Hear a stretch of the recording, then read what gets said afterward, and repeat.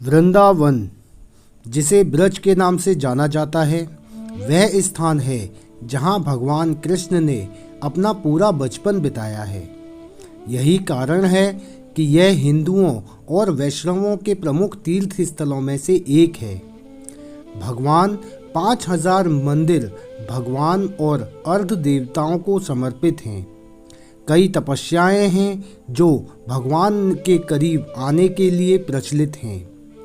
ब्रज 84 कोश दर्शन यात्रा ब्रज में सबसे पसंदीदा तीर्थ स्थलों में से एक है। नमस्कार मित्रों, जय श्री कृष्णा, जय श्री राधे। कैसे हैं सभी भाई? आशा करता हूं सभी स्वस्थ होंगे, मस्त होंगे।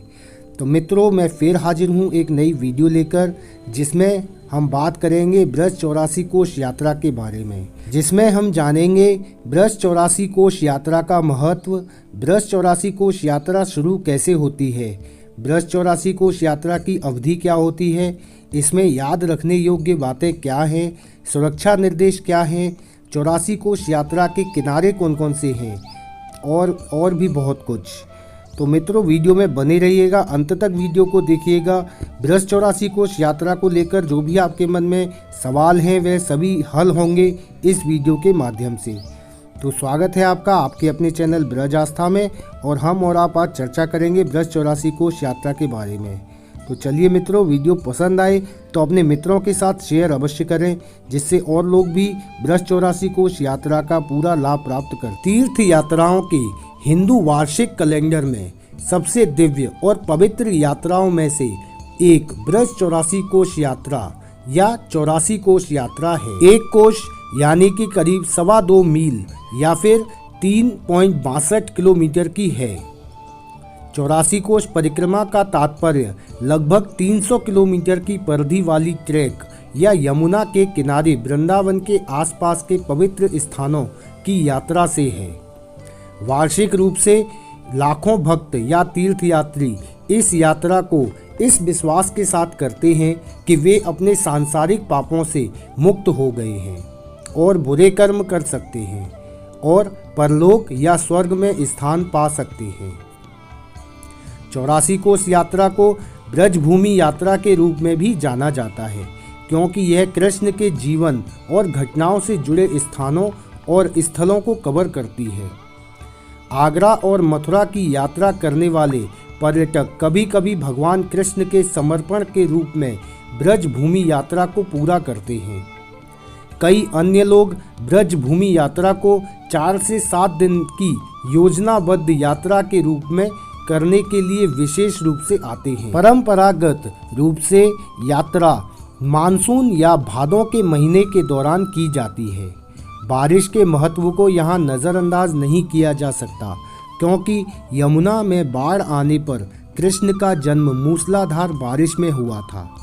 इसलिए अधिकांश श्रद्धालु बारिश के मौसम में इस तीर्थ यात्रा को पैदल ही करते हैं। ज़्यादातर लोगों के लिए यह एक इच्छा पूरी होने और धन्यवाद प्रस्ताव की संज्ञा है। दूसरों के लिए यह एक तरह की तपस्या है जो किसी इच्छा या प्रार्थना के अनुदान के लिए की जाती है। ब्रज यात्रा या ब्रज परिक्रमा में 12 वन आते हैं और 24 छोटे उपवन आते हैं। पवित्र गोवर्धन पहाड़ी, यमुना नदी और इसके किनारे स्थित विभिन्न पवित्र स्थल और उद्यान शामिल हैं, जो वृंदावन के इतिहास और विकास के साक्षी रहे हैं। यात्रा एक परिधि मार्ग बनाती है।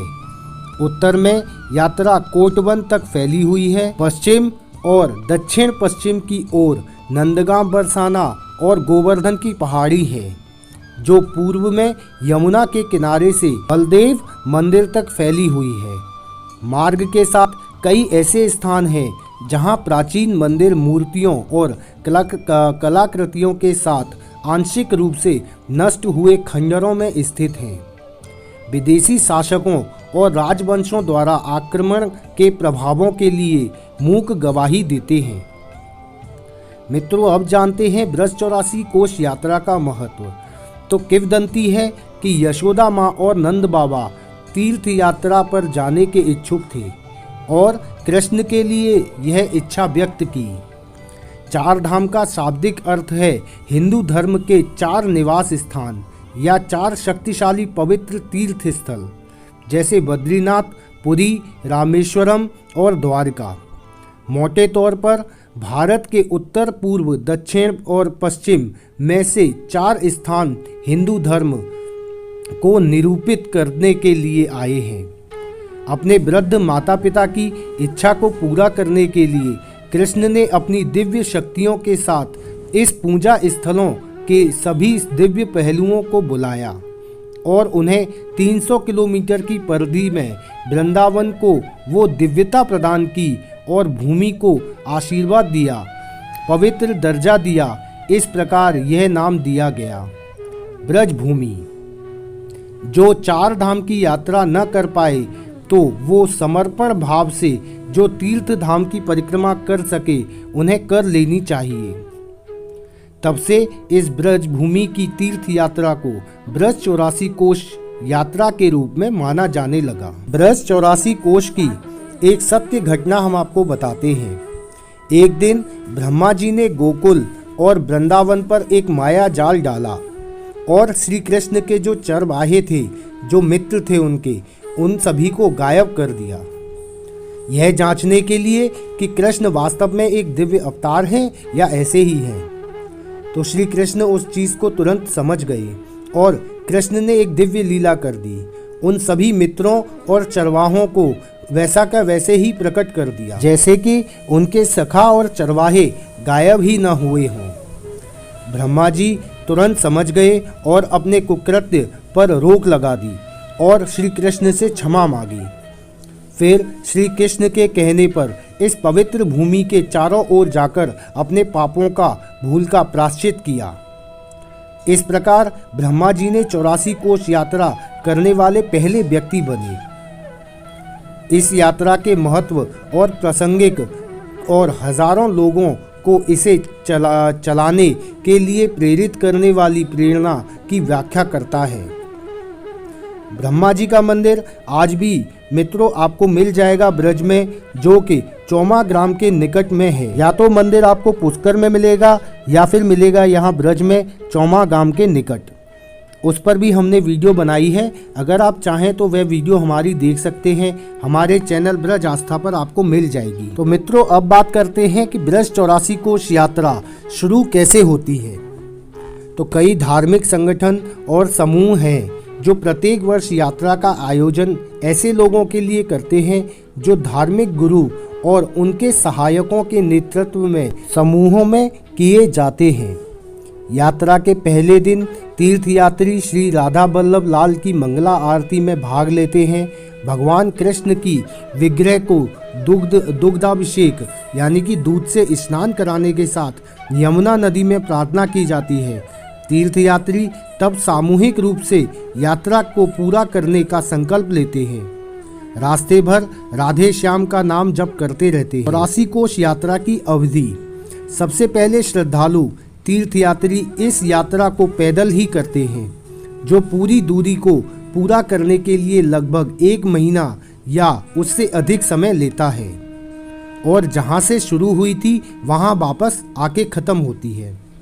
कुछ लोगों जो यह जल्दी करना चाहते हैं तो वह फिर यात्रा 20 से 25 दिन में की जा सकती है, लेकिन यह यात्रा के छोटे संस्करण के ही लिए ही हो सकती है। बुजुर्गों को भी यात्रा में भाग लेने और अपनी प्रतिज्ञाओं को पूरा करने में सक्षम बनाने के लिए संगठन वाहनों और कारों की व्यवस्था करते हैं। वाहन द्वारा आयोजित यात्रा 7 से 10 दिन के बीच में हो जाती है। हालांकि देर से संक्षिप्त यात्रा ने ज़्यादातर सुविधाओं के लिए प्रभाव में लेना शुरू कर दिया है, क्योंकि परिक्रमा को पूरा करने के लिए पारंपरिक समयबद्ध यात्रा इन दिनों ज़्यादातर लोगों के लिए उपलब्ध नहीं है। यात्रा शुरू करने में तनाव और कठिनाइयों के बावजूद कई हजारों लोग हर साल ब्रज परिक्रमा करते हैं। इस यात्रा में औसतन एक सामान्य यात्री 8 से 10 हजार रुपये तक खर्च करता है जबकि अन्य जो अधिक महंगी सुविधाओं का उपयोग करते हैं वे 25,000 रुपये के करीब खर्च करते हैं। बढ़ती लागत के साथ यह राशि निश्चित रूप से भिन्न होगी और तीर्थयात्रियों को अक्सर यह ध्यान रखने की सलाह दी जाती है कि यात्रा के समय प्रचलित परिस्थितियों के आधार पर अतिरिक्त व्यय किया जा सकता है। अब बात करते हैं मित्रों याद रखने योग्य बातें।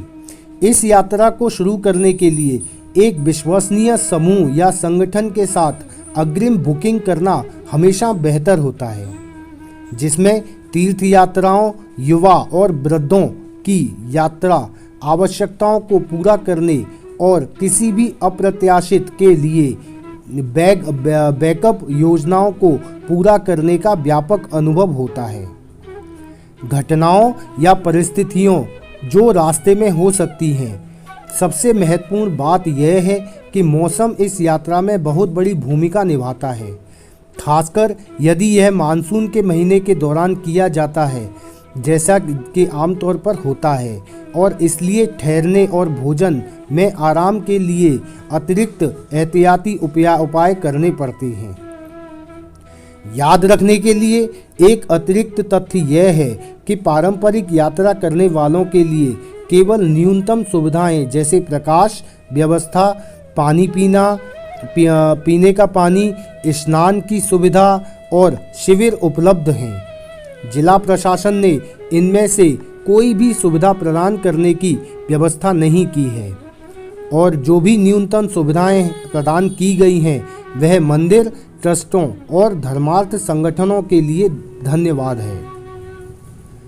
अब सुरक्षा निर्देश की बात करते हैं मित्रों, तो तीर्थयात्रियों को सलाह दी जाती है कि वे पंडितों या मार्गदर्शकों के साथ व्यक्तिगत जानकारी साझा न करें जो अकेले हैं और किसी भी टूर आयोजक को नहीं जानते हैं।